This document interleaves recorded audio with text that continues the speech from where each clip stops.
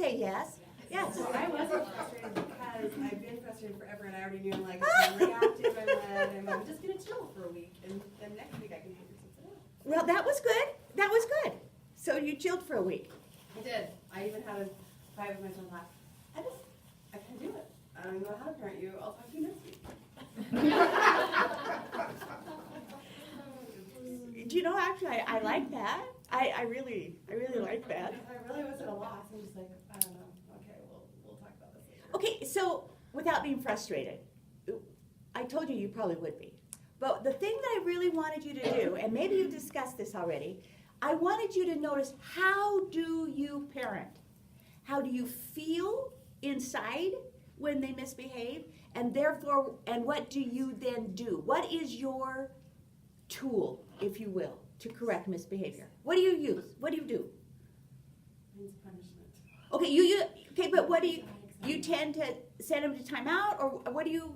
Well, my older one's grounding, and it doesn't, and I realized too, I'm really bad at not setting the consequences up before I'm reactive. Right. Now I'm bad, so you're all gonna die, and we're down for like a week, you know. Yeah, yeah, And so- yeah. You know, or I'm gonna cut your arms off or something that Yeah. you really Well, won't hopefully really do. we'll talk and you can do it, so. Yeah. Okay. So you respond to punishment. I mean, that's what you kind of fall back on because you don't know, and that's okay. That's all right. But anyone else, what do? You have to know what you do before I can help you. Yeah. What do you do? When it really gets to me, Yeah. I start nagging. And I just start like, why do you do this? And you're always doing this, and why, and why, and why, and you should be like this, because if we were like this, then I'd be like, you know, like, Yeah, yeah. And I'm kind of blaming them for my reaction too, like, this is your fault, now I'm upset, look what you've done, and now, you know. I love your honesty. I love it. I love it. Yeah, isn't that? We blame them. They're the kid. We're not acting like a kid. You know, we got our adult act on, and you know. What do you do? Well, I'm a total white, and so mine is escapism and shifting to the other parent. Okay. We're gonna go get Dad, and we're gonna find out what Dad says about this. Right. Okay, so white, I'll make Dad the bad guy. Okay. I can't deal with this. I'm just gonna leave. You know, like. Okay. That's honest. There's no right or wrong here. It's just being honest and saying, this is what I do. This is what I do. We're not evaluating anything as far as rightness or wrongness. It's just, you gotta know where you are before I can help you figure out something different. So anyone else brave enough to share where they are? You wanna share? Me? Yeah. Yeah, no. I was just thinking about this morning, because we had one daughter come down for class photos, and she's 8, with a little tank toppy thing, and those are undershirts. Yeah, yeah, A tank top yeah. thing and a little see-through shrug. Uh-huh. For class pictures, I'm like, what? And I was just trying to think how, I really didn't know how to respond to that, and I think I came on too strong. She turned bright red. I'm like, honey, why would you choose that for pictures of all days? Yes, we talk about modesty. Yes, we talk about, you know, respecting our body. You're baptized. I don't know. I don't know what I did, but I don't know that it was right. It embarrassed her totally. Uh-huh. She went up and found a cardigan that was more, you know, appropriate and buttoned, and Yeah.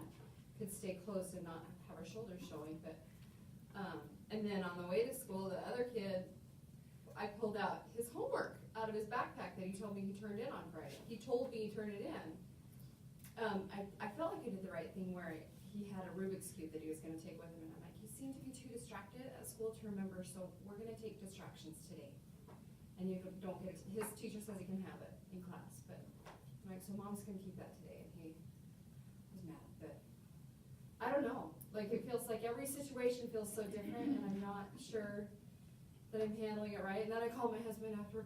I don't know what I'm doing. He's like, you're parenting.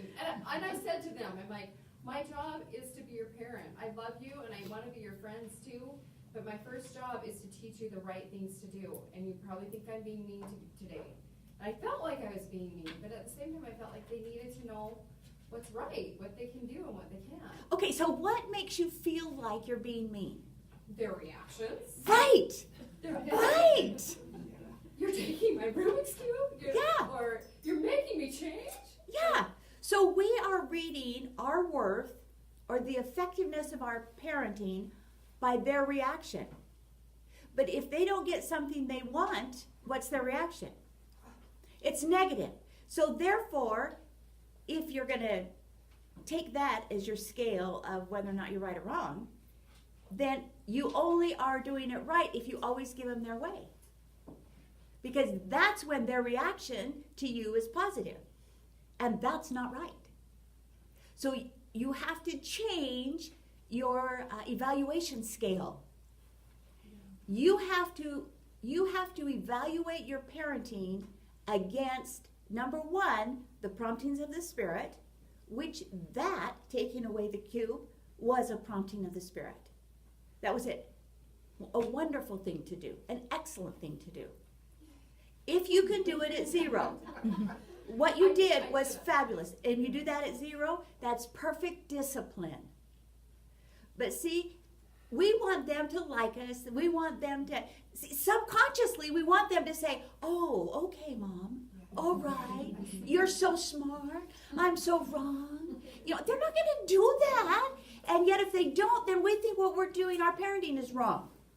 So your evaluation scale has to change. And you have to evaluate yourself against this paradigm shift of intentional parenting. And evaluating, am I disciplining or punishing? Not whether or not they like it or don't like it. That's not a very good evaluation. Because they won't like it. Unless you give them their way. Then they'll like it. But they won't turn out to be responsible. So you have to now change what your evaluation is. And if you did it at level 0, then you're doing it usually with the Holy Ghost. It's when anger or frustration or that becomes the impetus of why you react. That's not the Spirit. But if you're at peace and you feel comfortable, then that's usually the Holy Ghost guiding you, and then you can feel comfortable about what you did. Now, there's a wonderful quote. Brigham Young said, I think it's in your thing, he counseled, and this is in the Journal of Discourses, Volume 9, if you want to look it up. Brigham Young counseled, never chasten beyond the balm you have within you to bind up, which is fabulous. Which means we need to correct inappropriate behavior, but we must always follow it by binding up that heart. So the scripture about showing forth afterwards an increase of love, that's this. When we discipline, remember the key, when it's over, when it's totally over, is that we've separated the deed from the child, and the child still feels love and just knows they've done something wrong. They've made a wrong choice, but they're not a bad person. And that's what Brigham means when he says, never chasten beyond the balm you have within you to bind up. So regardless of what the situation is, it doesn't mean you give in so that they're happy. It means that you apply. Chastening means to correct. And actually, it means to make holy. To chasten is to make holy. And so if we want to chasten, it's to teach them how that they may become more holy. And so he says, and the scriptures use the word chasten often in correction. The Lord will chasten his people. He's giving them hard times to make them turn to him and come to him and be a more holy people. And we have to be tried. That process of overcoming the natural man is what helps us become holy. So this is wonderful when Brigham says, never chasten beyond the balm you have within you to bind up. So, Elder Ballard, and this is in April conference of 2008, he said, there is no one perfect way to be a good mother. Each situation, that means within each situation in your own family, each situation meaning each different family, but also each situation within your family with each different child is unique. So there's no one perfect way. So I'm going to give you 14 tools, actually. I think your book has 11. I'm going to give you 14. So we're adding a few, and I got to get on it.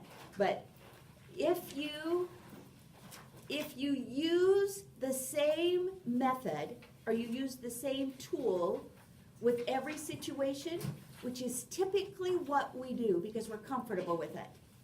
So that becomes, whether it's consequences, whether it's grounding, whether it's a nagging, whatever it is, we tend to use the same thing consistently because that's what we're used to. That's why I wanted you to really focus on what you use. Because you got to know what you usually use if I'm going to challenge you to use something different. And that is going to be one of your homeworks assignments, is that as we go through these 14 tools, your homework is that I want you to try at least 3 different ones from the ones you normally use. And I want you to know it will not be a pleasant experience.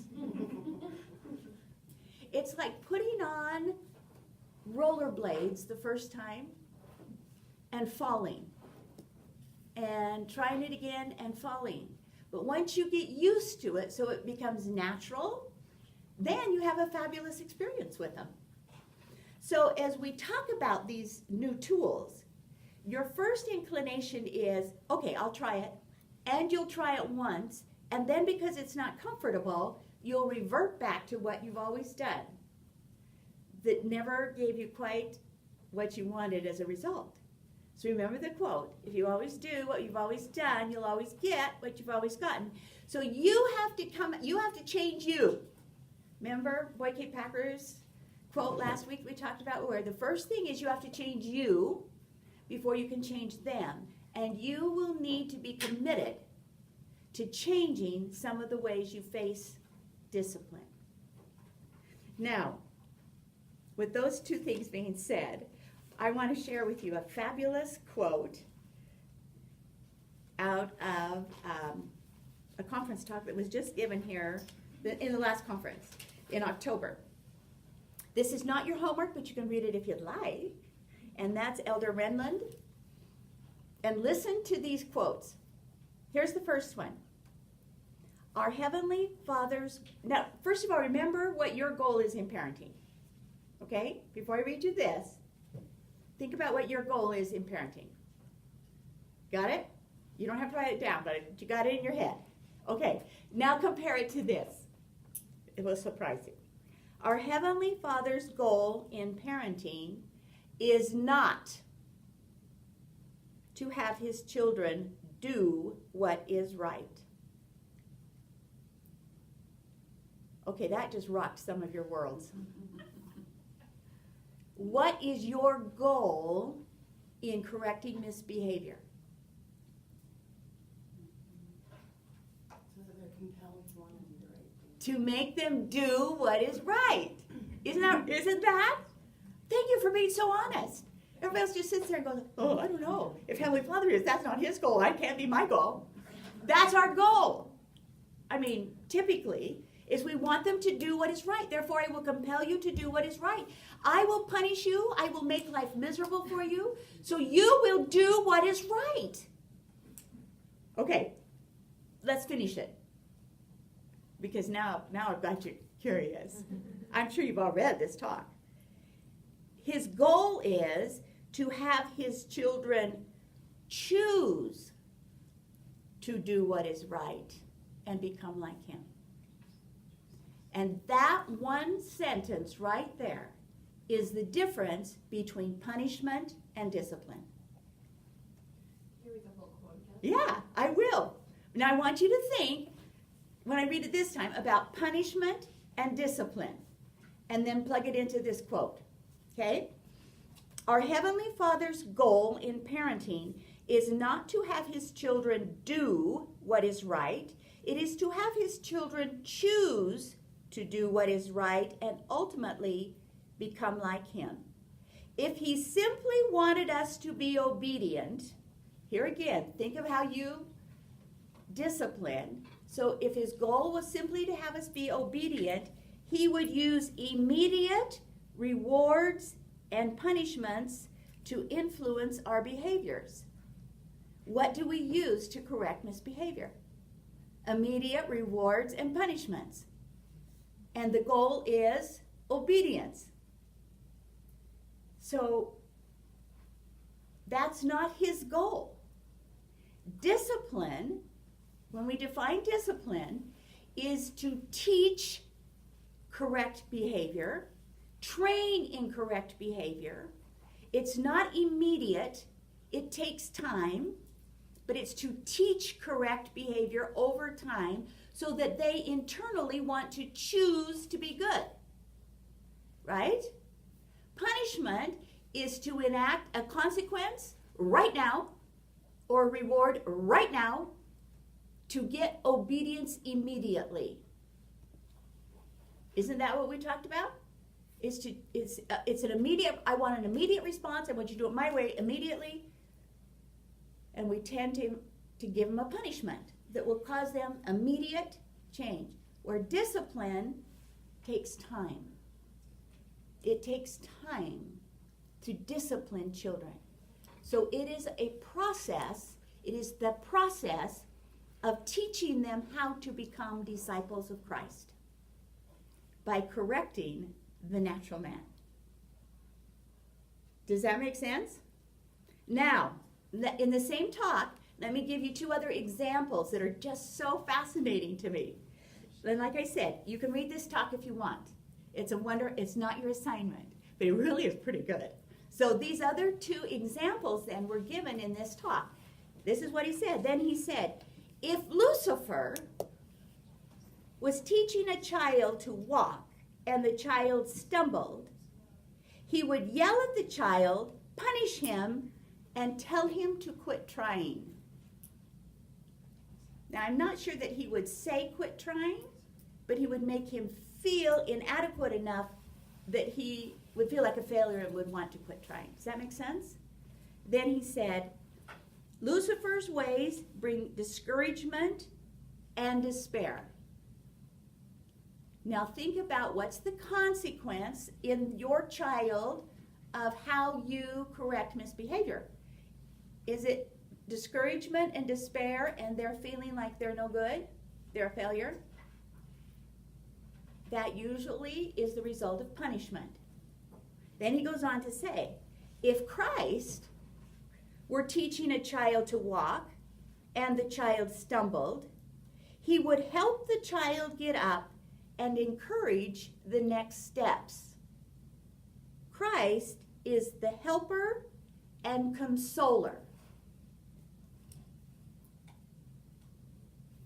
His ways bring joy and hope. Do you see the difference? Okay, so this is really, really a good talk if you want to read it. I will give you your homework talk right now, though. It is by Elder Lynn G. Robbins, and the title of the talk, A Righteous Judge. And it was given in the October conference of 2016. A Righteous Judge.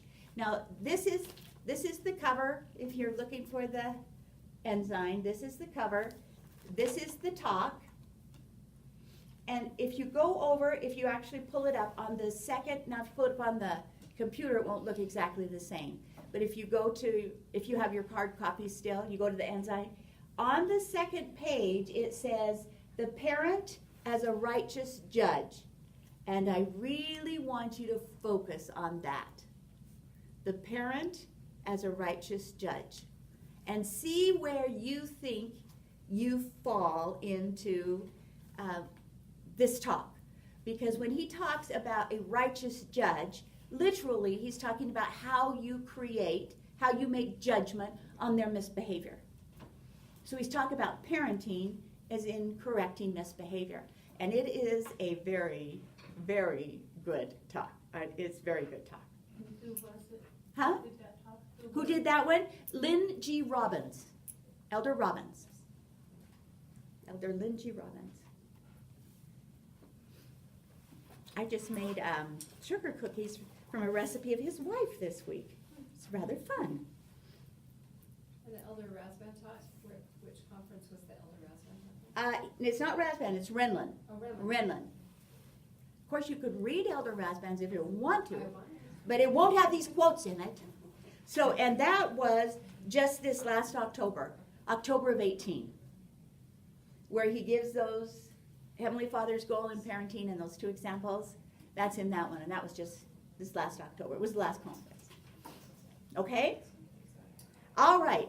Let's get down to the 15 tools that I promised you. Now, some of these you will see yourself in.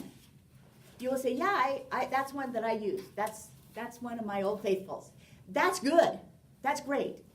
But as we go through them, rather than just thinking, okay, I got that one down, I want you to listen to how each tool is to be applied. Because you may be using it correctly, and you may not be. There is a very fine line between punishment and discipline. And you may do the very same thing, meaning what you require of them. For example, let's take you took away the Rubik's Cube from him. If you do that at 0, like you did, and you said, you know, I can see that maybe you're a little distracted at school, and so I'm just going to keep this until when you get home from school, and then you can have it. And you're at level 0, regardless of how he reacts, that's discipline. You are in control, and what you're doing is related to the problem, and you're doing it in a kind way, and you're still loving him. You haven't demeaned him. You haven't told him he was bad for forgetting, or you haven't demeaned his value in any way. So that is a good example of correct discipline. It's a consequence. That is a logical consequence.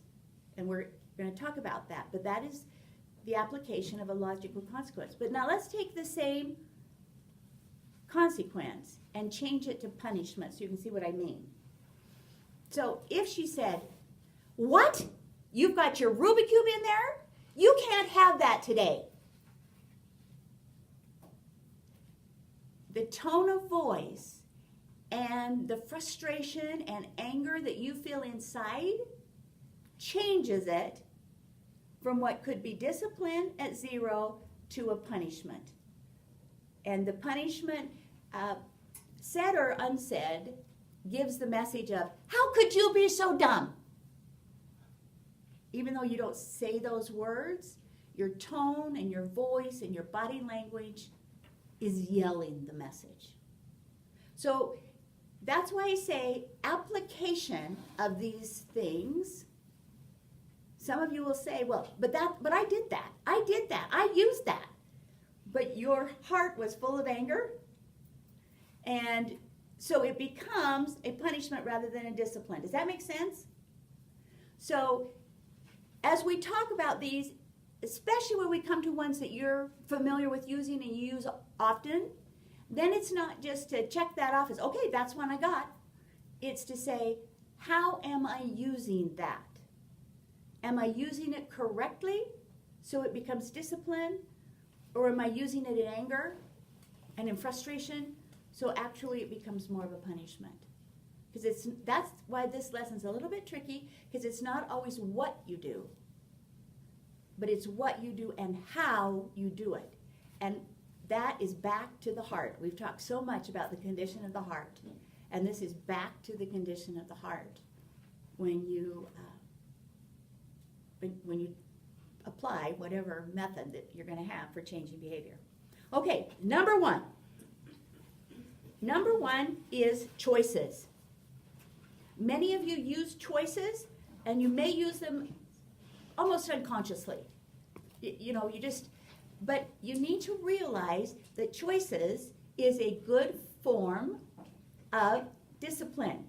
Now remember, in our definition of discipline, that's not just correcting misbehavior, it's teaching correct behavior.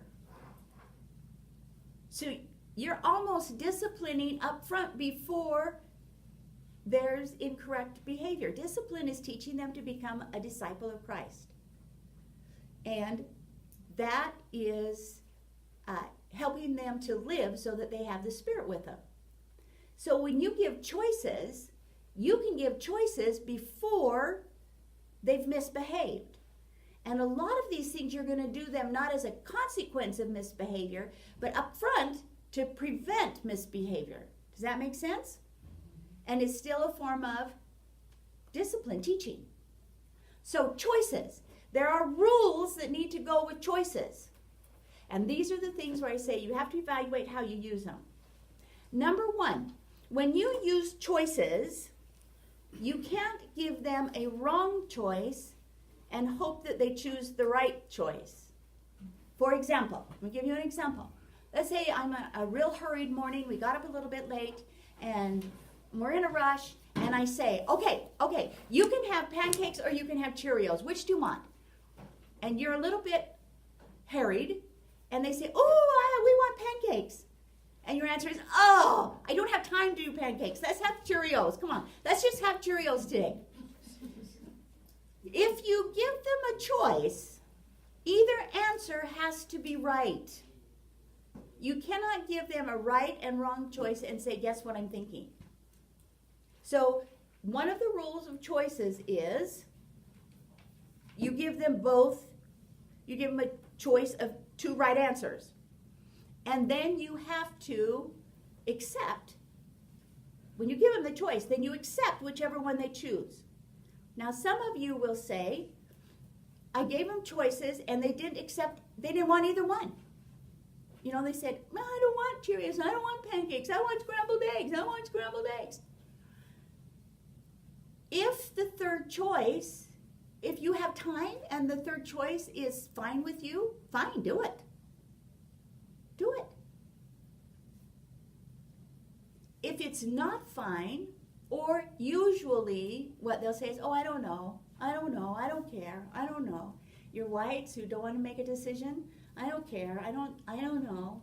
What do you want to wear today? To have your picture taken? I don't know, I don't care, I don't know. By default, they've made the decision. And when you're in a position of correcting misbehavior, you have the right to make the decision. When you've given them two choices, they won't make a decision. For example, which would you like to do? Would you want to clean the bathroom first or practice the piano first? I don't want to do either one of those. I don't want to do that. I don't want to do that. By default, they've allowed you to say, okay, let's clean the bathroom first, and then you can practice. The option isn't, if I don't choose one of those, I don't have to do either. Does that make sense? So this gets a little bit tricky because sometimes for the scrambled eggs and the third choice, they just come up with a third choice and it's okay, then it's okay. That's all right. If they just have a third choice and it's okay, that's fine. You know, that's not don't get into a power struggle over, no, I said this or this. You know, if the third choice is acceptable, then don't. So choices is a good way to deal with your red children, your power strong children, because part of their need, their core need is to feel power and to feel like they're in control of situations. So it's okay if I have a red child to say, you know, we each need to do 5 jobs. So why don't you pick your 5 jobs and write them down on a piece of paper and bring them to me and let me see what you chose. That's still giving them the option of choices.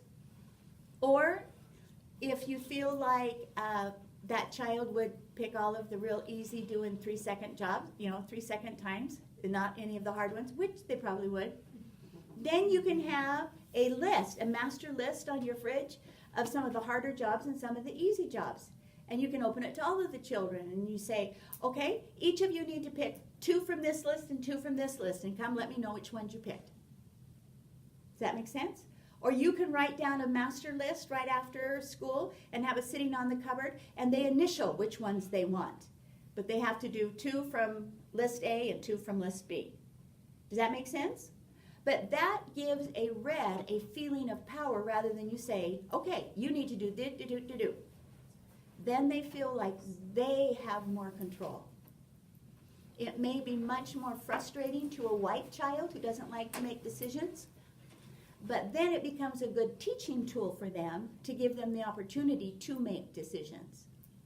Does that make sense? So choices, many of you already use, but you need to remember the rules for choices. They have to be right.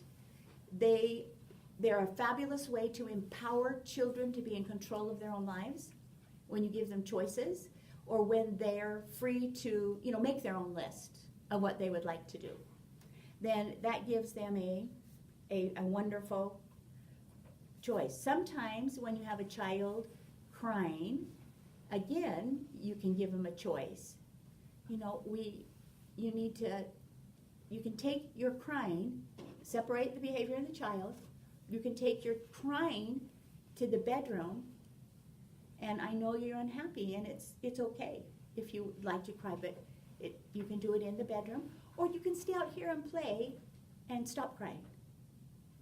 So either way, you're giving them permission. If they feel really sad, they can cry, but maybe not there. Now, I'm saying this, and some of you are going to jump up and down and say, because there are times when you have a crying child where they just need to be hugged and loved.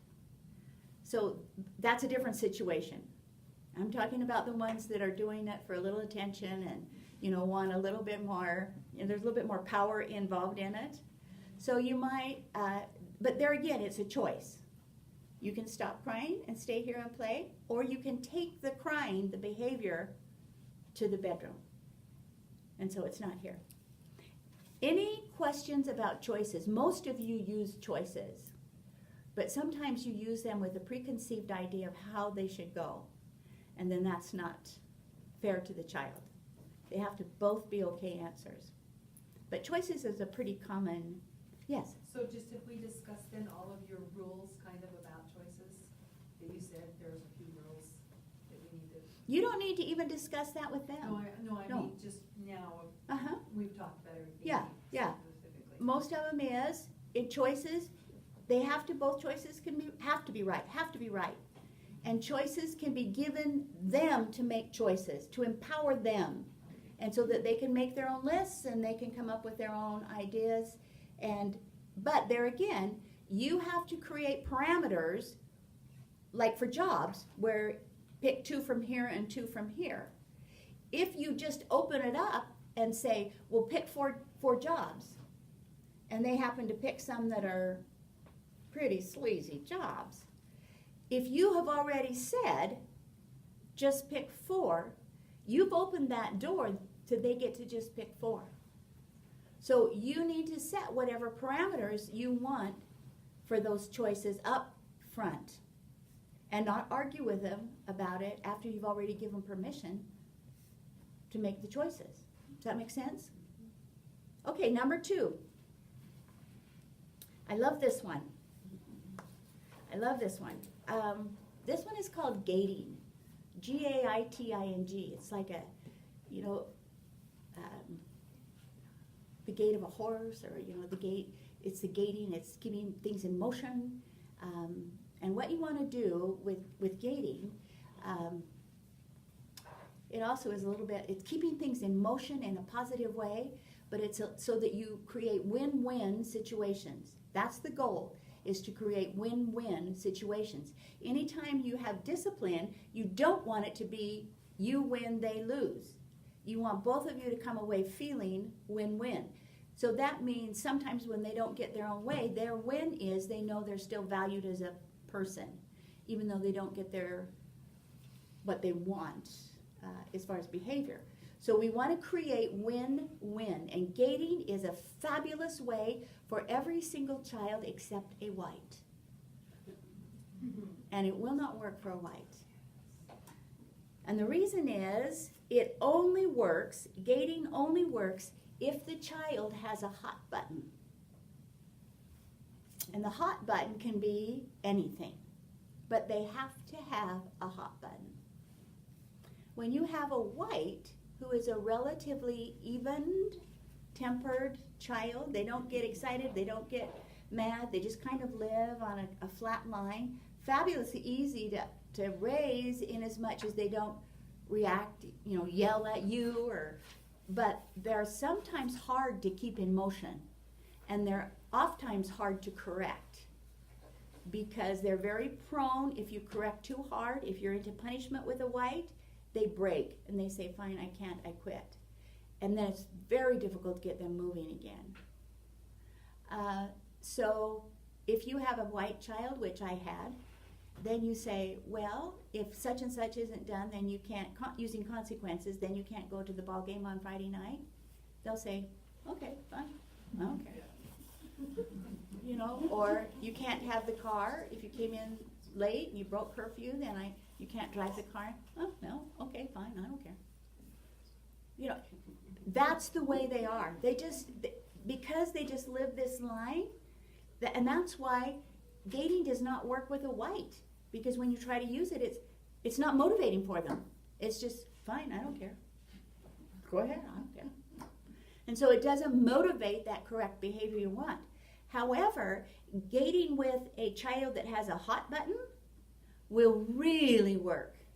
Really work. And what gating is you do this for us or for me or for you. You get this responsibility done, and you get then you get this privilege. That responsibility earns privileges, and they are connected. And you have to understand certain things in your home are privileges, not rights. Screens are privileges. Playtime is a privilege. Friend time is a privilege. So they're not rights. Sleeping in is a privilege, not a right.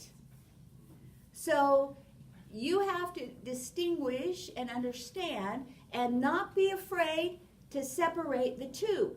Just because a teenager thinks that his screen and his phone is his right doesn't mean it is. It's a privilege. And so you need to learn what those are. Let me share with you let me share with you some examples so that you get what I'm saying. You have little people, and you say, okay, let's get the family room all cleaned up, and then it's snack time. That's gating. Or let's get the family room all cleaned up, and then you can watch one program of whatever little kids watch nowadays. I don't even know what they watch, but what they watch. Okay, whatever it is. I like the Dinosaur Land one personally. I think that one's kind of cute. But you see, you do what you need to do, and then you get to have whatever hot button it is that you're willing to work for to have. Now these don't have to be great, big, huge. They're just little things that motivate, and you'll find kids starting to get up, and move, and so it's wonderful. But it also works very well with teens. It's a wonderful way to motivate teens, but they have to have the hot button. So let me share with you an experience that just came up in my own family here, just with my daughter and her children that are living with me. And I thought, oh, what a good example that is. Because sometimes I forget what happened in my own home. But it's fun to be around my grandchildren. She has a son who is kind of getting behind in his scouting. He has about 4 merit badges out there that just need a little tiny bit of stuff to do to finish. They're mostly done, but they just need 1 or 2 more things to do before they're done. So they're just hanging out there, and he'll lose them if he doesn't get them done. And then he had a major school project to work on that he was not excited about doing and had not been anxiously engaged in it, though he'd received the assignment, several weeks ago. Now it's coming up to being due, and he hadn't started it.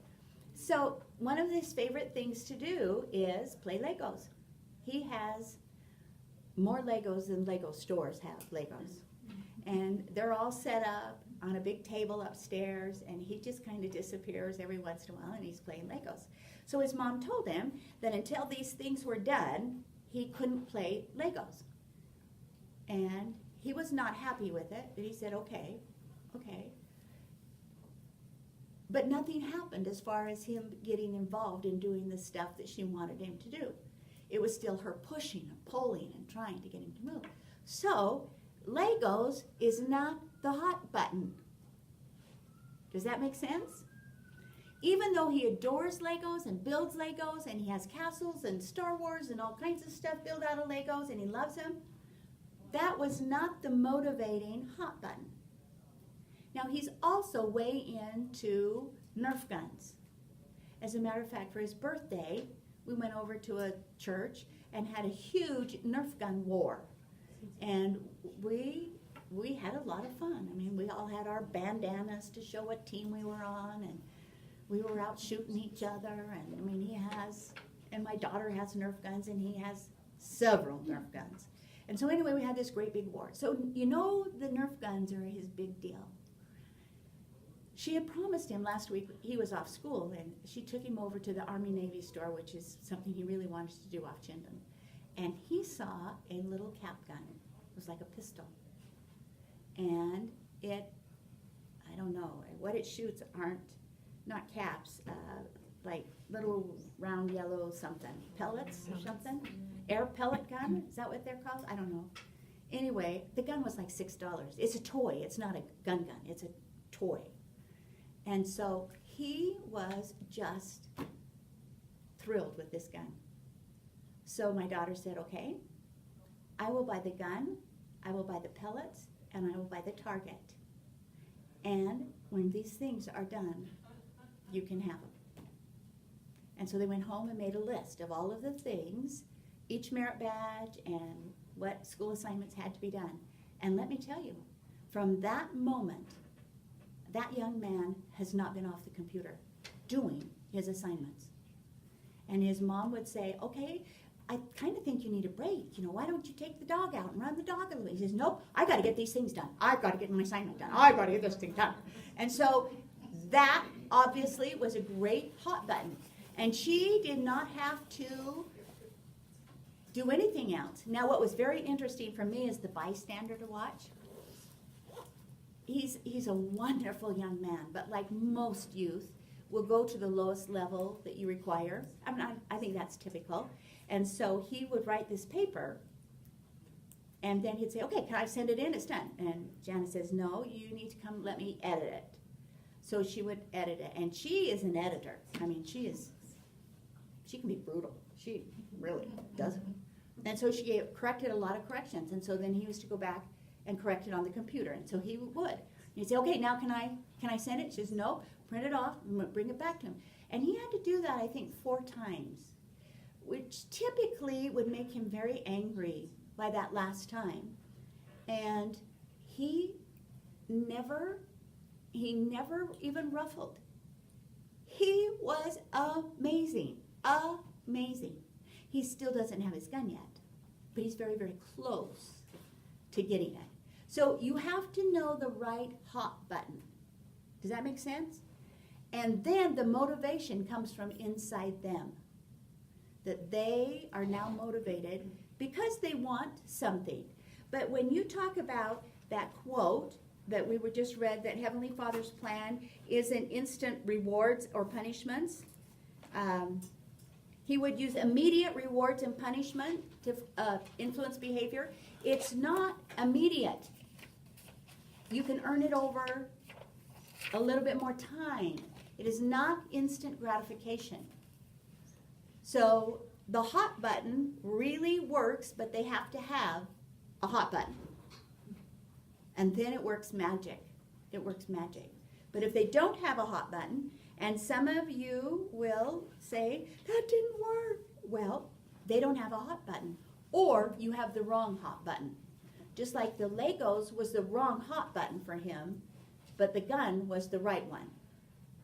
So sometimes it's finding out what that hot button is. If you listen to them and watch them, you'll get what they're really interested in. So can this backfire? It seems to me, like, we sometimes do this with Saturday morning chores. When we get our chores done, we'll all go swimming at the Y, or we think of something fun that we can do in the afternoon, go to the dollar store. But then we have some that are just like, so what is it we're gonna do? Like this last Saturday, we actually were gonna go to Circus Tricks, cause it had been a birthday, and that was a big thing, that's expensive, so we don't do that.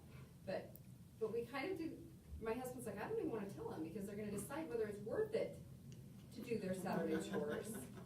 Okay, so that's when using this as a hot button becomes an entitlement. And then you need to stop using it. Because I just had a wonderful thing, read a paper just here recently that a school teacher had written about how rewarding them for proper behavior backfires. And that's the backfire of it. That's where it backfires, is when it becomes an entitlement. Well, what have you give me? How much will you pay me? And that's where then you withdraw that, and for a period of time, they do it because our families do it. And in the afternoon, you don't do anything. There's no payoff. And they need to learn that they just do it because we are learning to work, and we will work together. And there is no payoff. You're doing it because that's what we do in our home, is work together. And so that's just when it's been used to a point where they're buying entitlement out of it. And you'll tell, you can tell, but that's where you stop using that. Does that make sense? Okay. So, yes? I was just wondering, around what age do you feel this? Gating? Yeah. About 2. Okay. They're little tiny people. Then you make your gating very simple for a 2-year-old, where it's pick up the blocks and then you can have your snack. Or, brush your teeth and then we'll read a story. That's a very simplistic kind of gating. Okay? And it's just something you're not correcting. See, when you use punishment, the misbehaviors happened and then you impose something. When you use discipline, it's up front to teach them to do what you would like them to do before they've misbehaved. You're trying to help motivate them from the inside out to choose to do correct behavior. So sometimes people get a little bit, they don't understand it. The next one is practice, which is, some of you have a hard time using this one because you're so used to using punishment that you feel like practice is letting them get off the hook. You still subconsciously have that feeling like, I gotta make them feel bad so they can act better. I gotta get them. And so, and we talk about that, and you'll say, no, I don't. But you do. And I've had people in classes in this semester, just in these classes, say, yeah, but, we gotta do something so that they feel bad for what they did. No, you don't. No, you don't. You have to change their direction, help them change their direction. But they don't have to go into deep remorse over it. It's okay. As a matter of fact, we want them to still have a good self-esteem. We want to feel good about themselves. And sometimes what we really are saying is you need to feel rotten about yourself so that you can do better. And that's not true. It's just not true. So practice is one of those things that sometimes you have a hard time using. And the rule is practice that it's based on the principle, and this was taught by, which prophet was it that tried so many different things? I can't remember now. I used to know. Anyway, he said, anything that we practice, we become better at. Grant, yes, Heber J. Grant, yes. He tried so many things, and he would just practice and practice.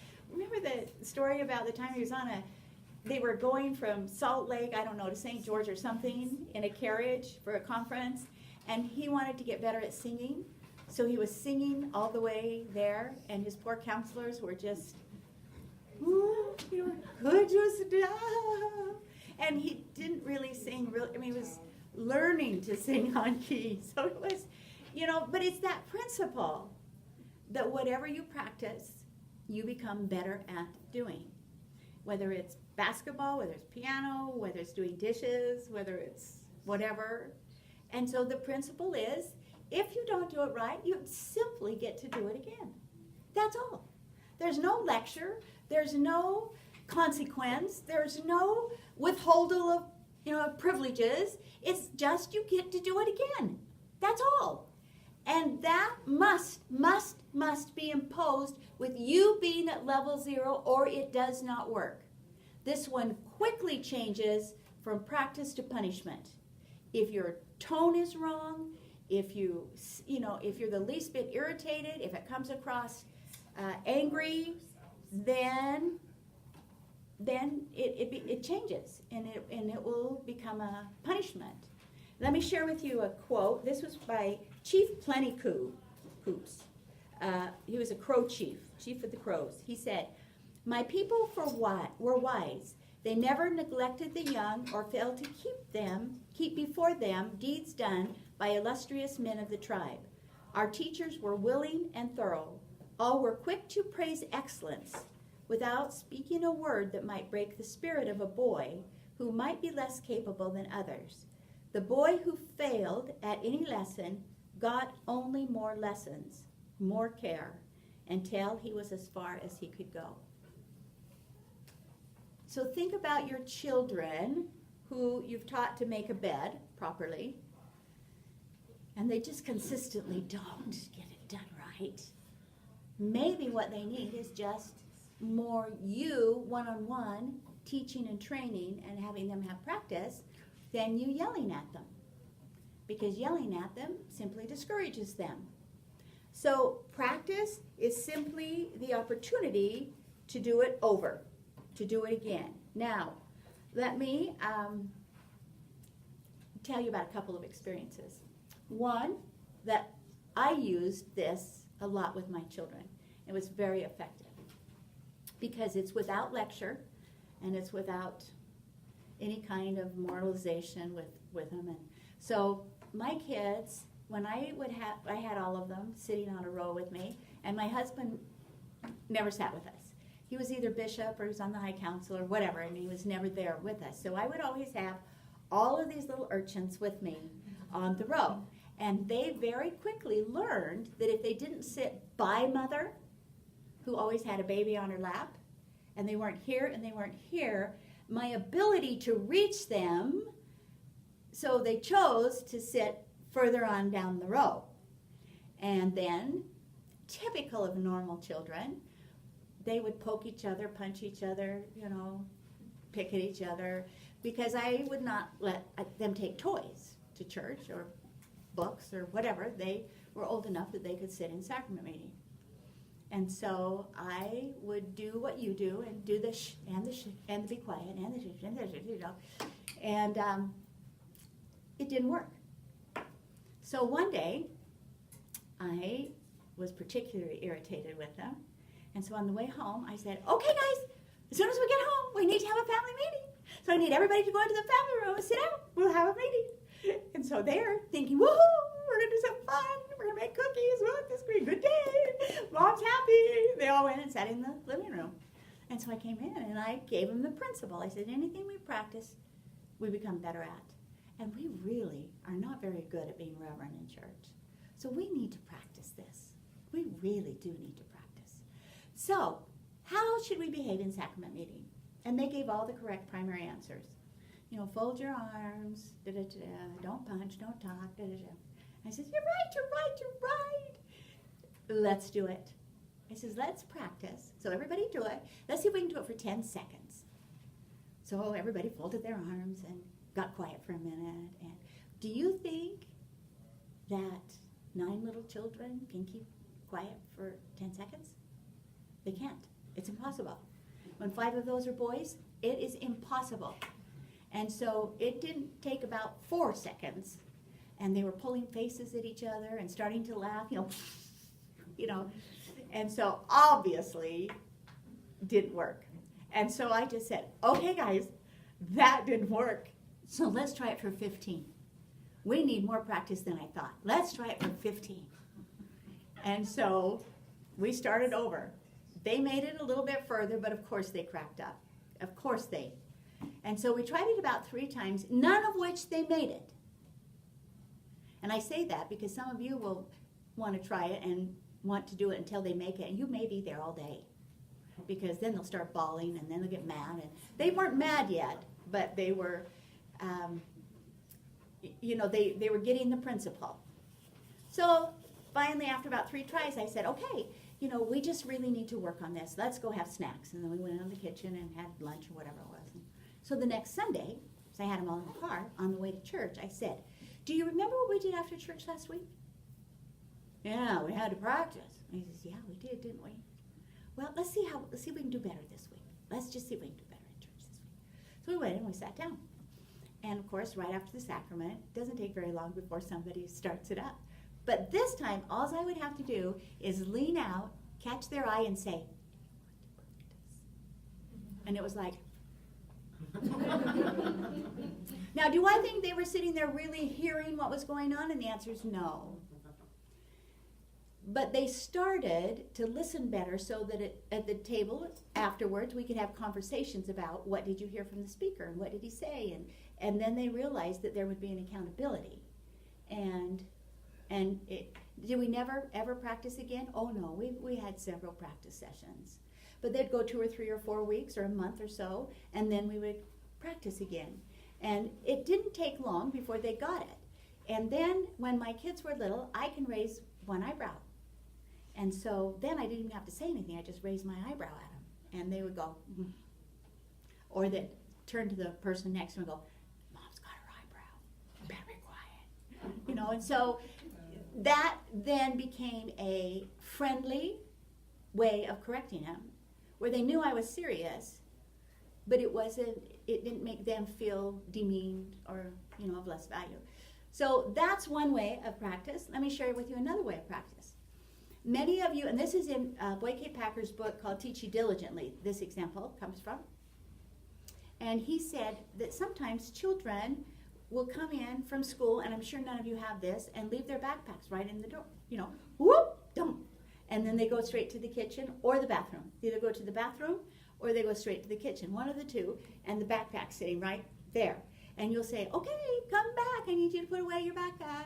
And they'll come back, and you feel like you're being a good parent because you're not putting away the backpack for them. You're actually holding them accountable to put away their backpack. But day after day after day after day after day after day, it never, ever changes. And you think, what? Will you never get it? Well, the truth is, you're not quite teaching enough of the principle to help them understand, according to Elder Packer. And he said, what you need to do is have them, and now this is another one. It only works if you can remain at 0. The minute you change from 0, it becomes punishment. But if you remain at 0 and you're happy, you can say, hey, Sally, I see you forgot to pick up your backpack. You forgot to put it away. So what I want you to do is take your backpack, and I want you to go all the way down to the end of the driveway with your backpack, and then I want you to come in and go straight upstairs and put it away. Now what they're doing is getting the whole picture of the behavior you want, rather than just this fragment. And they're attaching the correct behavior of putting it away to the whole picture of coming home. Does that make sense? So you have them practice the whole picture. And the first day, they may only have to practice it once. And the second day, they may have to practice it twice. And the third day, they'll remember to put it away. So this is just another form of practice. You can do this with putting your clothes in the dirty clothes. We practice. You can practice putting down toilet seats. You can practice shutting doors softly. But you have to remain at 0 to make it work, to make it a discipline, not a punishment. So practice can be a really fun thing. Number 4, family meetings. Family meetings should be something that you're already using, but you need to be sure to use them correctly. Your family meetings are family councils, and they would also include PPIs. When you're having personal interviews, personal progress interviews with your individual children, and those should be happening on a regular basis. And as you meet in your family council, then it should start with prayer. I would recommend that it is not in conjunction with your family home evening or your Come Follow Me meeting. And the reason is, when it is, it makes that meeting too long. Now, a family council, and it can also change the spirit that you want in those meetings. So family councils need to be held regularly. That does not mean weekly. It means however often you and your family feel like that would be a benefit to your family. So they need to be regular. With them being regular, then there needs to be a format. And you can find all kinds of things on LDS.org that will tell you how to structure, if you're wondering, a family council. But it should start with a prayer. And you could also include a song. That's optional. You can if you'd like to. But it should always start with a prayer. And then what happens with a family council is good things should be expressed first. Those things that are going well in the family, that you enjoy in the family, that you would like to give them credit for, that needs to be expressed. That helps create a positive feeling as you come to council. Now, then the next thing needs to be, if the family council is going to be a planning meeting where you're going to plan a trip or a vacation or something, then that's thrown out on the table and you discuss it. If the family council is to look at some of the difficulties that are going on in the family, some of the problems, then there's rules that have to happen as you sit in this family council. And number one is, you may be entitled to put the problem on the table, but you may not point a finger at someone as being responsible for the problem. So as a mother, I could say, you know, one of the things that I'd like to discuss at this family council is jobs getting done after school. It's really causing me some unhappy feelings. And so I'd just like to know what everyone feels like we could do to solve this problem. Help me solve this problem. I'm taking ownership of the problem. I'm not blaming anyone for the problem. And I'm asking for their help in the problem. So it is not an opportunity for siblings to attack each other. And the response may be, you know, Johnny may say, well, if Susie would get her jobs done, then it would be okay. I always do my jobs. I don't know. That's not allowed. And as a parent, you are the one that has to say, you know what? I feel really grateful that you're concerned with this problem. What do you think might be a solution? Rather than allowing them to attack someone. You may not attack each other. Their name needs to be safe. Everybody's name needs to be safe in your home. So they may not attack each other. These are things that you talk about. You may or may not come to resolution. It's also an opportunity for you to, and I think that this is a valid thing if you want to work on it in your family, that you have one child responsible, say, for family search for temple. Somebody's responsible for missionary. You take the agenda of the church and give each child a responsibility in that agenda. So one is for family history and temple work, and one is for missionary work, and one is for the family, so for family nights. One of them may be responsible for activities in the family, and one of them may be responsible for service projects in the community.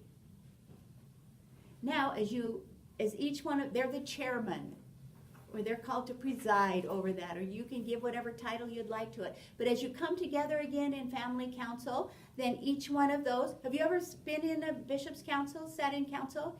Then they'll say, okay, primary president, what do you have to say? Young women's president, what do you have? You know, they go around and they have everybody share their needs and their successes. And so then you would go around. And But now you're teaching and training them how to be leaders. And you will have to help them and teach them how to do that role. Help them when you assign the role to see exactly what that means.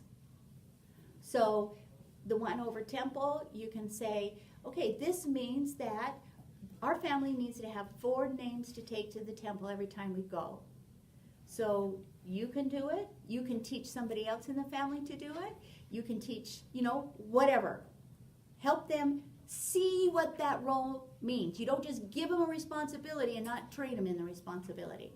But then you are teaching them and helping them to learn how to be future Relief Society presidents, future Elders Quorum presidents, and future parents. So that is a wonderful opportunity to teach that.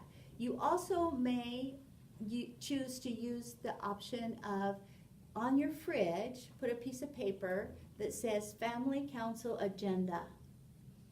And then when you have children that come and tattle, rather than you resolving it at the moment, you can say, I can see that that is a real concern for you. Why don't you put that on the agenda for our family council and we'll talk about it. And most of the time they'll say, never mind. I don't want to talk about it at family council. And never mind. And they'll go resolve it. But there will be those times where they will want it taken up at council. And so then that's brought up at council, but no one is allowed to attack anyone else at council. So that's kind of the way the family council works. PPIs, you need to have those regularly. And PPIs are an opportunity for you to have and explore with your child their individual goals and how to make a goal and then to visualize the steps that it takes to achieve the goal, reach the goal, and so you're helping them one-on-one have experiences with success and also with failure. Because sometimes they'll want to change their goal, and that's okay. But you discuss why and what would they do differently and what did they learn, and you don't just say, well, fine, let's change it. Be sure that you go through the process of using a failed goal as a teaching tool. We all change our minds. We all do something different. But they need to know why. And if they're changing just because it's hard, then you may need to talk them into doing hard things. But it is not inherently wrong to change a goal. It's only wrong to never face it, look at it, decide why, and to learn from it. That is done in PPIs. Now, we usually think of PPIs as dad taking the children aside. Mothers can do it just as, and should do it. So moms and dads should be having PPIs with their children. They don't have to all be on the same day. That might be a little overwhelming. But moms can almost do it indiscreetly anytime. And dads might be a more formal time. On Fast Sunday, everybody meets with dad for a half hour for a PPI. It might be set up as a more formal kind of a time. It doesn't have to be, but it might be. Okay, number 5. Makeups. I love makeups. The principle of makeups. The principle of makeup is if you do something wrong, you need to make it right. If you were looking at repentance, it would be restitution. But it's not always restitution. Sometimes it is just saying I'm sorry can be pretty empty. And so it is an act that says, I really am sorry. It's a behavior that says, I really am sorry. And so when you teach your children, if you have 2 children that have been in arguments with each other and fighting with each other, and they say they're sorry, and you run through that whole thing, and I'm sorry, and then you say, okay, so what can you do to show that you're really sorry? What acts of service can you do to show that you're really sorry? And it can be, I'll make their bed, I'll do dishes for them, it doesn't matter what it is, but it's some kind of action. Remember, Elder Bednar said that we invite the Spirit when we act. And so when we act upon I'm sorry, then we begin to feel more I'm sorry. But you have to be careful how it's done, because you don't want to make up to turn out to be a punishment. You did this, well then you need to go do that. That is a punishment, that's a consequence. But you made this mistake. What do you think how do you think that made your sister feel? Sad, bad. How do you think you could make her feel better? Do you see, you walk them through, you help them come to an understanding. It's not just an injunction where you say, okay, well fine, then you have to. That becomes a punishment, it's not a teaching moment. So you have to teach them that they're responsible for their actions, but they're also responsible for the feelings that their behavior causes in other people.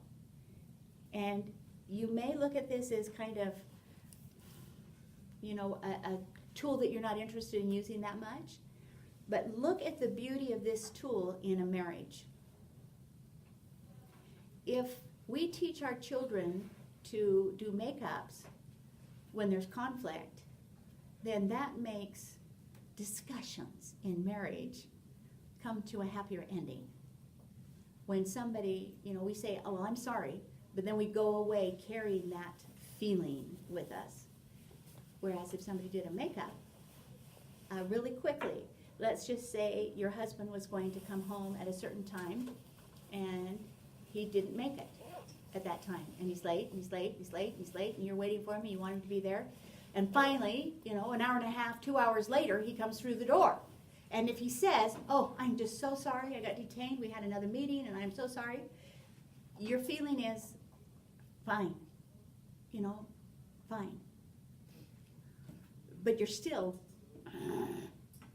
if he comes through the door and hands you a rose and says, I really am sorry, and says the exact same dialogue, but hands you a rose, that says to you, you really mean I'm sorry. And then it's okay. Sometimes we just don't have control over those things. And we melt. That's what a makeup is to do, is to say, I really do mean this. And then the person accepts it more than just, with the eye roll. So makeups are really good to start teaching our children. Number 6, nonverbal communication. Nonverbal communication is a fabulous way to get over nagging. We tend to nag. So nonverbal communication is where we're sending a communication without voicing it. Nonverbal communication could be something as simple as a sheet over a computer. So and make a big yellow happy smiley face and tape it on the sheet. When you've told children that they cannot be on the computer until after their jobs are done, and they have a tendency to sneak to the computer anyway.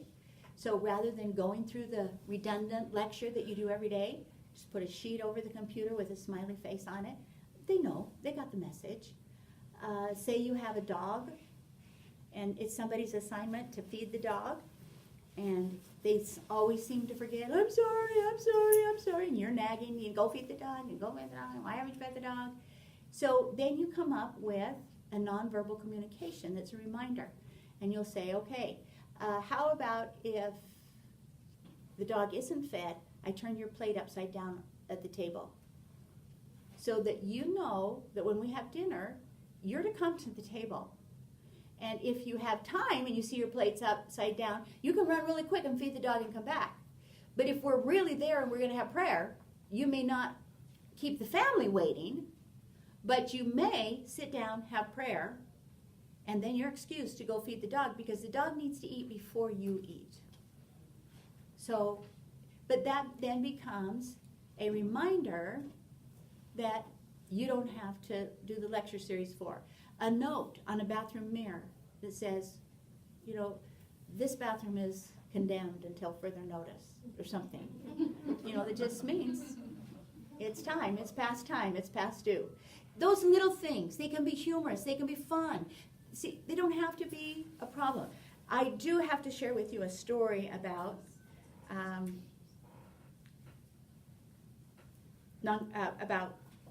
nonverbal communication. This was a story that was told by Robert E. Hales, and he was talking about President Henry B. Eyring.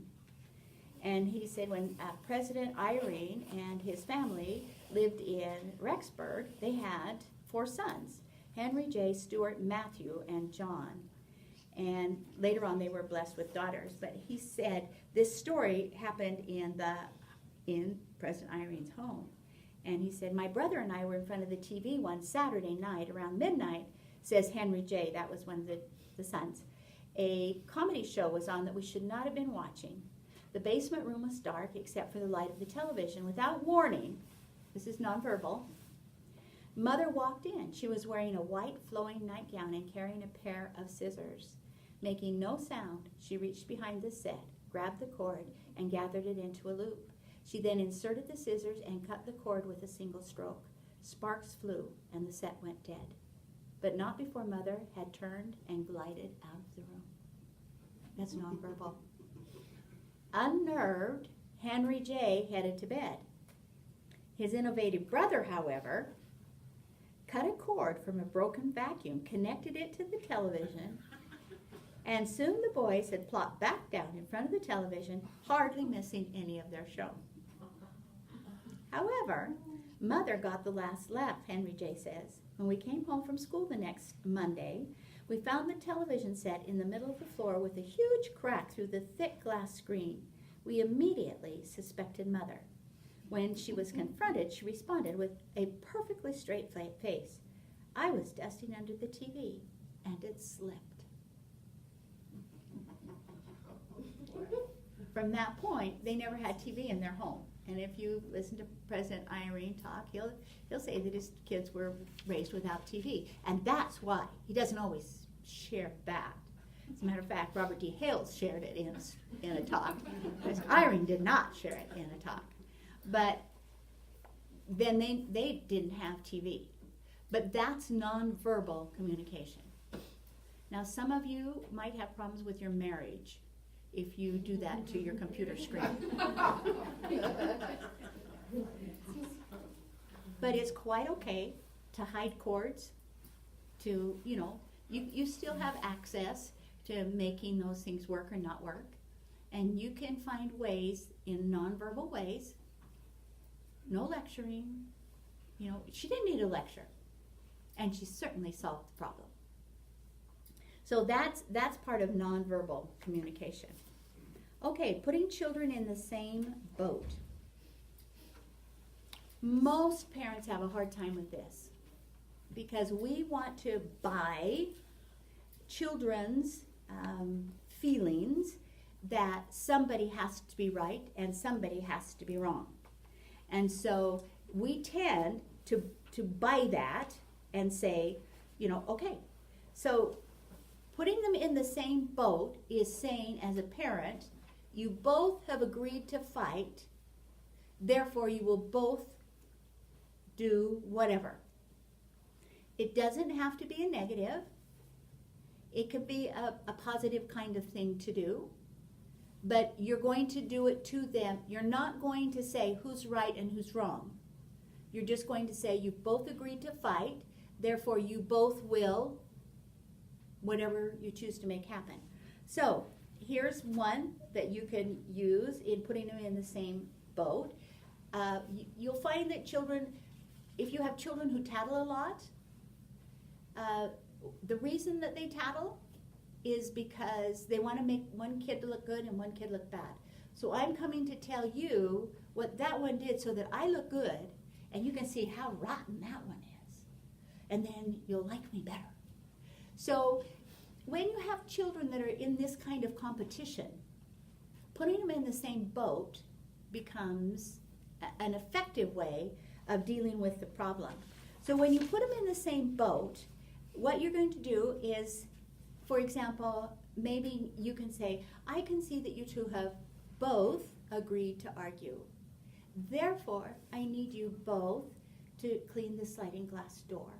So one of you needs to be on the outside, one of you on the inside. And I need you to clean the door. And now they'll be going to be washing the door, and they'll be looking at each other, probably pulling faces at each other for a while.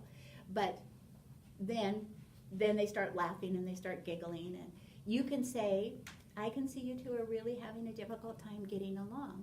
So I need you to go play one game of Clue together.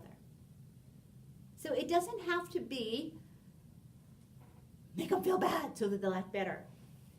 It can be anything. So I need you both to go work together and make some cookies for dinner tonight. But what you're going to do is put them both in the same boat without creating a right and a wrong.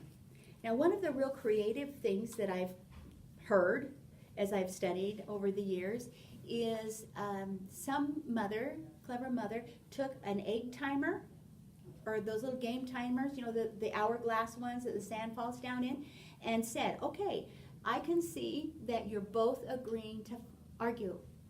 And so we need to talk about this.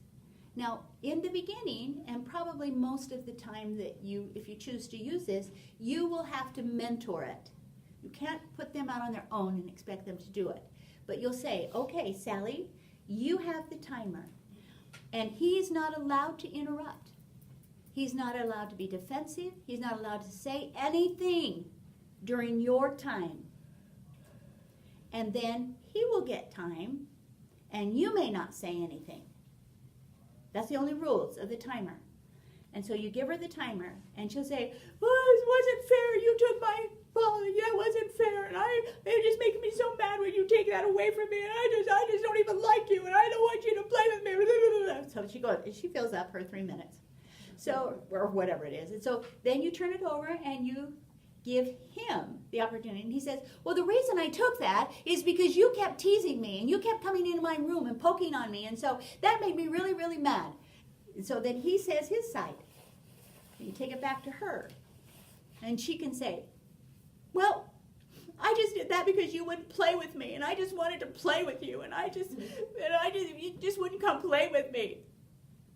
Then you keep going back and forth until they understand how each other's feeling. Then you can pull the timer if you want and ask, how do you think, or you can give them the timer and say, during this timer, I want you to tell me how you think she is feeling. And then turn it back. Now you need to say how he's feeling.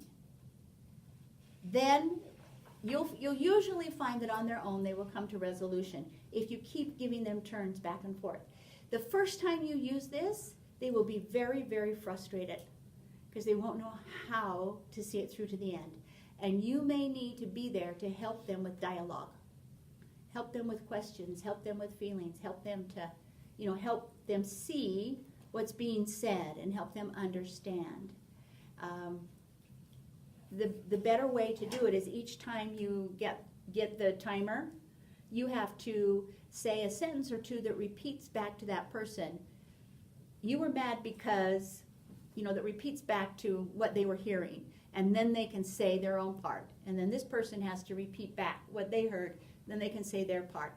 That process of repeating back creates understanding, which tends to diffuse the conflict. Question, you said it puts down competition. So it is not saying like we all get to go to the movie when all the work is done. That's No. not putting the children in the same boat then. No. Or we all get to go to the pool. No, this is going to be more of a one-on-one kind of With each other. kind of a resolution.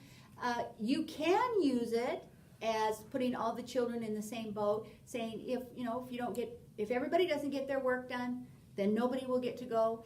And you can use it that way, putting them in the same boat that way.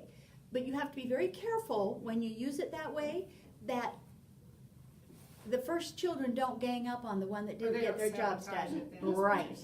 So that you just don't create an opportunity for war. So you have to be kind of careful when you do that. But you can. You absolutely can. You can. But typically speaking, putting them in the same boat will be more one-on-one kind of, a couple of them that are fighting. I'm just curious, so I have two that literally can't even be in the same room together. It's constant all the time, and one's 15 and one's 7. But I like this. I'm like, would you recommend that? That's what I'm wondering is the age difference. One's the baby and rotten, and one's the oldest and rotten, and they just cannot be nice ever. Oh, absolutely, I'd recommend it. Okay. Absolutely. But I would be very sure to be there to Yeah. monitor it, because your 15-year-old can easily dominate the 7-year-old. So I would be there to monitor it, and part of the prerequisite is that he has to say how the other one feels before he can add his 2 bits. And that they both have to. Mm-hmm. So what you're doing is helping them learn to understand the feelings of the other person. And as they do that, typically, not always, but typically it tends to help them be more sensitive, more caring, to look outside themselves. Okay? Number 9, logical consequences. 8. Natural consequences. Natural consequences are the natural result of an action. The problem with natural consequences is you soft-hearted mothers want to rescue them from the pain of the consequence, give them a lecture, thinking the lecture will teach them correct behavior, and then rescue them for the consequence. And it's exactly opposite. We need to allow them to have the consequence, and we need to, with empathy, be on their side. So if they forget their lunch, the natural consequence is you are really hungry.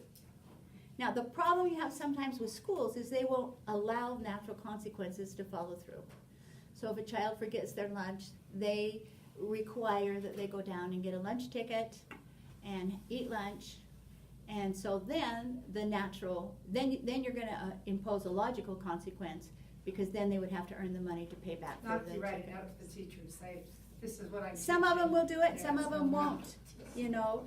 So the consequence loses its value if either you rescue them to take away the pain or you lecture them. Either one of those takes away the benefit of the natural consequence. And if we take away the opportunity to learn from a natural consequence, as they go through life, problems will consistently get bigger and bigger and bigger and bigger, and pretty soon they'll be really big because they haven't learned that responsibility, but there won't be anybody there to rescue them. It feels like a bummer sometimes. You feel like they're punishing you at the same time, because I have like 3 little girls, and like, you guys need to clean your room. It's 3 hours later, and my husband's like, if they want to spend that long, we'll be having dinner. They're still in there, and they're playing, or some of our day naps are, you're like, come on, let's get going, and you're like, that ruined our day. We wanted to go to the rec center and go swimming, and we can't because these 3 little girls decided to spend their entire day in the room. Okay. That is a bummer. So let's take this. Let's take it. The options are, you can allow that to happen. You can tell them to clean the room. They just keep going on and on and on, playing, having a wonderful time. And you can say, okay, the natural consequence is the room's not done. You don't get dinner. Or you can say, I'm not comfortable with letting them have 5.5 hours to clean their room. Okay? So, typically speaking, if it was me, and I have 3 little girls like that, which, been there, done that, I would have them individually go in and do parts of the room. Because when they're in there all together, they will play. Because it's just like putting me in a room of chocolate and saying, don't eat the chocolate. I'm going to do it. So if they're in there with their friends, their sisters, and all the toys, they are going to play. They're going to. So create win-win. So have one of them start in the room and some of them start on a different job, and then the next one goes into the room, and you set the timer. You have 20 minutes for your bedroom time, and then their bedroom time, and then their bedroom, and then do it. And then when we're all done, we get to go to the rec center or use gating. When it's all done, then that's what we're going to do. So we have to take more control up front in setting parameters of what we want to happen. And when we don't, it's all the upfront. If we don't take control up front in setting parameters and creating the vision, then we cannot be unhappy if they're children and they don't act like adults. Because we haven't set any parameters for them. So within the parameters that we've set, which are none, they're doing fine. You know, occasionally they picked up a toy and put it away. But they probably got 3 more out. But, you know, we have to set up the parameters where they know what this picture looks like up front, or we can't hold them accountable for that. Does that make sense? So one of the typical ones that I think is a natural consequence that we do not use, I don't think, well enough, is if you choose to stay up late at night on Friday night, even though you've been asked to go to bed and you choose just not to go to bed and you read under the covers or whatever, the natural consequence is you're tired the next day. The consequence is not you get to sleep in. The consequence is you get up at the regular time and you are tired. Now the logical consequence may be, and you go to bed earlier tomorrow night. But that's that's an imposed consequence. Okay? So let's talk about logical consequences. A logical consequence is a consequence you create, you impose. It actually does come from the outside in, and what we want it to do is create motivation, hopefully, and if it's used correctly, it can create motivation from the inside out. But there are rules that have to go with logical consequences. And number 1 is the consequence has to be related to the incident. So too often we will impose a consequence that has no bearing on the misbehavior. Now when you took the Rubik's Cube this morning, that's totally related to behavior. You're going to take the distraction away. That was wonderful. But sometimes we'll say, let's see, you didn't clean your room, so you don't get any more cookies, any sugar for the rest of the week. What is the connection between sugar and cleaning your room, except that I'm trying to create punishment for you so you'll feel really, really, really bad because you really like sugar. You see what I'm saying? They have to be connected, and they have to happen early on. I was talking to somebody the other day, and they were saying that their children in school, you know, that the school just didn't hold consistent checkpoints for them, and it was if you just didn't pass this stuff, then you just don't graduate next in May. Well, they cannot connect not getting homework done, getting an F here, with not graduating over here. Consequences have to be early on with sharpness, clarity. So they have to be early on, done in love, and they have to relate. So number 2, the consequence must be respectful to both the child and the parent. So if I say to you, you have been so ornery and disrespectful, then you don't get to go outside and play for the next 2 weeks. Number 1, 2 weeks is not a respectful period of time for a little child for some misbehavior. And number 2, if you're going to say you have to stay inside for 2 weeks with me, who's being punished? I am. So your consequence has to be respectful to both you and the child. And number 3, you have to be very careful that there's reasonable terms so the consequence does not become a punishment. Doesn't become a punishment. So every time a child misbehaves, you do not have to impose a consequence. So often, mothers are saying, well, what should be the consequence? What should be the consequence? Sometimes it's just practice. You just do it again. If you didn't get the dishes done right, it's practice. You just do them again. It's not the consequence is, you just get to practice and do it again. And so consequences, though, are imposed from the outside in. Now, for consequences, you can, if you have little people, you might want to do what some people do is have a consequence jar where it may say, do the mirrors in the bathroom, or clean out the vegetable drawer in the fridge, or just little jobs there that you can have as little consequences for. Now we're talking about little people misbehavior. And now they're not necessarily related to the act, but you can do that in making it a happy kind of way. But typically you want it to relate to the behavior. So let me share with you a couple of them. I have a wonderful white son who had a real hard time. I had a hard time disciplining him because nothing mattered. Didn't care. He just really didn't care. So he was also kind of sloppy. He was a bit of a mess. And he wouldn't clean his room. So I remember one time, and I had done the thing about if your room's not clean, you can't go out on the weekend. He didn't really care. So I had to figure out a different logical consequence. So I said to him, Scotty,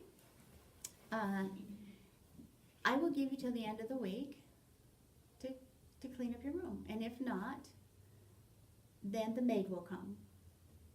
If the maid comes, you need to pay the maid. No, okay, fine, okay. So the week went on. It didn't happen. Told me it had to be done by Thursday night because the maid came on Fridays. So on Friday, I went down there and his room was a mess. And so I took I filled 2 black garbage sacks, chock full with stuff that was all over the floor. I also restocked the kitchen with dirty dishes and found all kinds of living things under his bed. But I changed the sheets and, I cleaned his room really well. I vacuumed and his room was spotless when he came home. And I took the 2 bags of stuff that I had collected and I hid them. And when he came home, he says, "Oh, wow, thanks, Mom." I said, "You're welcome." And I didn't say anything else. Well, Saturday night rolls around and he had a date. And he wanted to wear a certain blue shirt and khaki pants. And he says, "Mom, do you know where my blue shirt is and my khaki pants?" And I said, "Oh, I think I do." And he says, "Well, where are they?" And I says, "Well, I think the maid cleaned them up."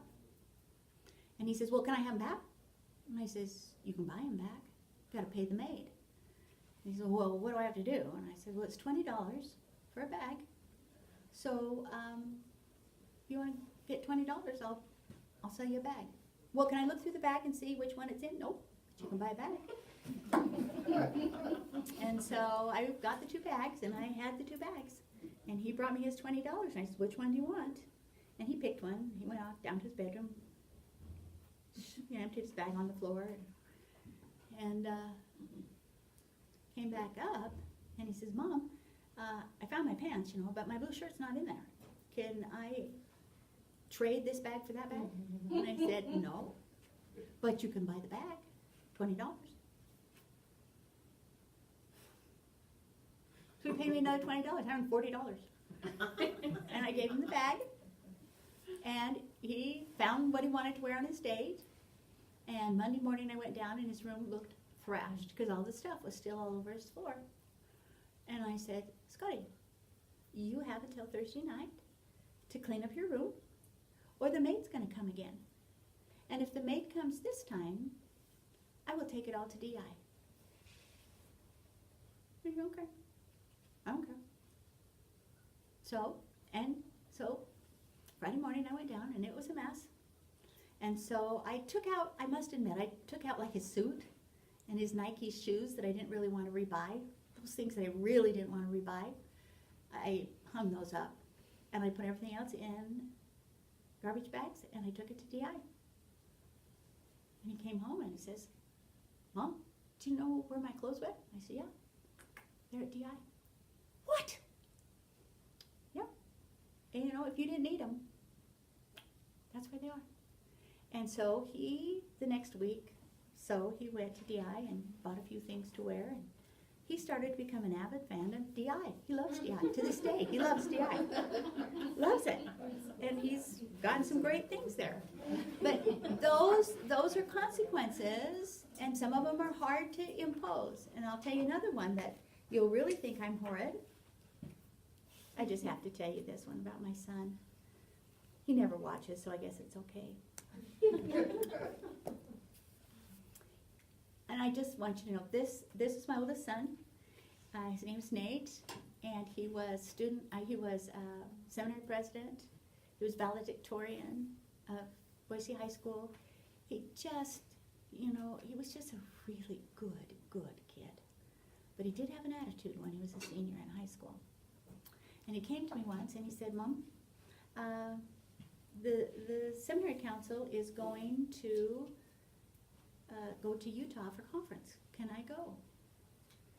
And he's a senior, and I had him take care of the W's. The W's in my home are where, when, what, who, and so he had to take care of his W's, and he took care of all of them, and they were going to go down, and the seminary teacher had a big van and was going to take them all down, and they were staying with somebody who lived down there, and I said, yeah, you can go. And so that morning, he was packed and ready to go, and they were going to leave from school, and so he left, and I thought it was a really good experience. He could go see the prophet. Well, it just so happened that afternoon I was in the grocery store and happened to see somebody else on the council, and said, "Oh, you weren't able to go down to the with the conference?" And she said, "Oh no, that was canceled. We didn't go." And I said, "Oh, really?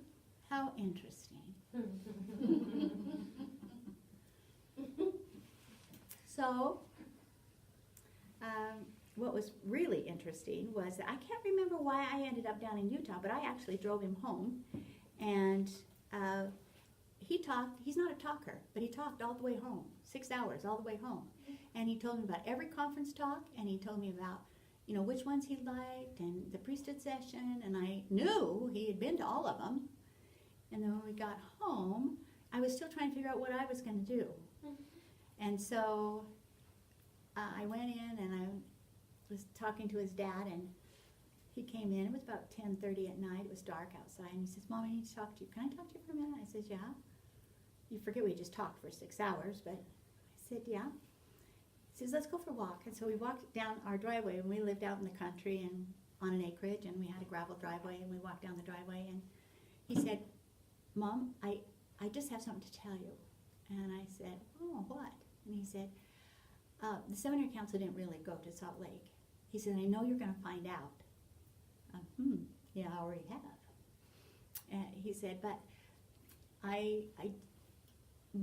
he had some friends, and one of them had a car, and their parents said that they could take the car and go. And there were 4 of them that went, and I think 3 of them, their parents didn't know. One that had the car, parents did know. And they had gone and complied. He had complied with all of the previous things that he had set up with me. They did stay at that house, and he did go to all of the sessions of conference, and he said the other 3 didn't go to any conference. He said they dropped me off on Temple Square, and I went to conference, and then they came and picked me up. And I said, "That's good." I said, "But we need to talk about this tomorrow night, because you have really broken my trust, and we need to decide what we're going to do." So the next night we had pre-set up a meeting that he and his dad and I went into the sewing room. That was our council room, and had to have a talk. And the first thing he said was, "Well, I know that I have a consequence." He said, "But I just want you to know that all of the others, their parents just, gave them a little lecture, and then they don't have to do anything. And I said, oh, that's interesting. I'm not their mother.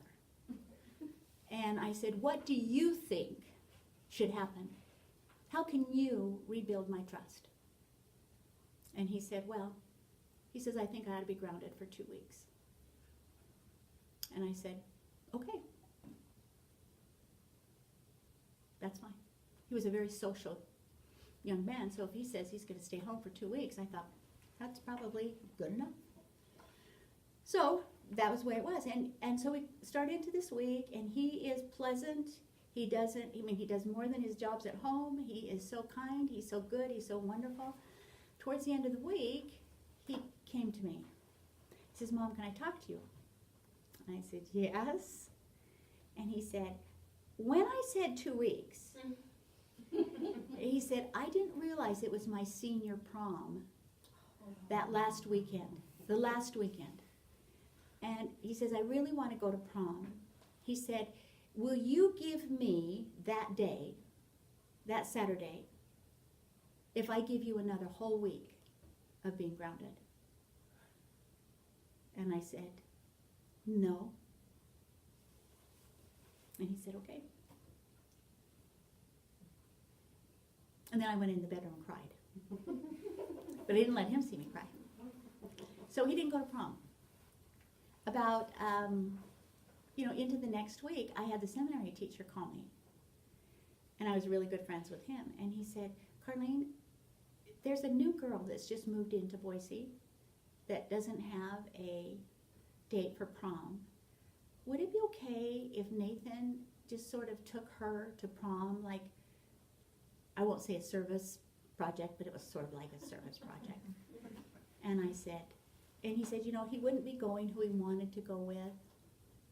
Would that be okay? And I said, no. So Nate did not go to his own senior prom. Well, then there was May Queen, and he went to that, and he did that, and I took him down to BYU at the end of August. He had a scholarship to BYU, and I took him down, and as I was letting him off and was getting ready to drive away, he said, Mom, there's just something I need to tell you. And I said, what? And he said, I just want to thank you for not letting me go to prom. He said, I know that was really hard on me. He says, but I never would have trusted what you said if you had let me go. He says, now I trust you, Mom. So you don't always know in the moment. You don't know in the moment what they're learning. But I'm not necessarily telling you don't let your kids go to senior prom. Though I think the senior proms now are a heck of a lot worse than they were then. But the Spirit told me that that's what needed to happen for him at that time. And let me tell you, he is absolutely a phenomenal man. He is my son who works at the MTC, works for the church, and is just, his bosses are the Quorum of the 12, and he is an amazing young man, amazing. So you just follow the Spirit. Okay, I think we have 5 more to go. Andrea, you are grinning at me. I know it. I've never made it yet. I just don't want to break my record. But in closing, I want to share with you a story. I always like to share with you a story. It's not the one I wanted to share, it's the one I want to share. It's a little bit too long, but this one's a really good one. If you were to take a long trip from San Francisco to Hawaii on a 747 with several other people, you might be appalled if you knew who was flying the airplane. It is not the pilots. It is a couple of guys named Fred and George. Fred and George are 2 black boxes, and they are really referred to as Fred and George. Fred is a gizmo called a navigation system, and Fred knows every moment exactly where the plane is and where it is supposed to be. In the olden days, a human navigator took his instruments and did some figuring and had the position worked out by the time the plane was long past that spot. Fred knows right now where the plane is, and George is autopilot. He moves the controls to guide the airplane this way and that, and speed it up or slow it down. He and Fred talk back to each other constantly. If their conversation were in English, it would sound something like this. Fred would say, George, we're off course 2 degrees starboard. And George would say, okay, Fred, I'll fix it. George, we're off course 3 degrees to port. Okay, Fred, I'll fix it. George, we're 40 knots below our airspeed. Okay, Fred, I'll fix it. George, we're 300 feet too low. Okay, Fred, I'll fix it. This conversation continues all the way to Hawaii, and George and Fred bring the giant plane within 1,000 yards of the runway in Honolulu within 5 minutes of the scheduled time of arrival. The incredible thing is not so much the accuracy of Fred and George, but the fact that the airplane has been in error 90% of the flight time. And it still manages to get to Honolulu on time, on schedule. The secret is that George made thousands of errors in driving the airplane, but for each error, Fred called out a correction and George corrected.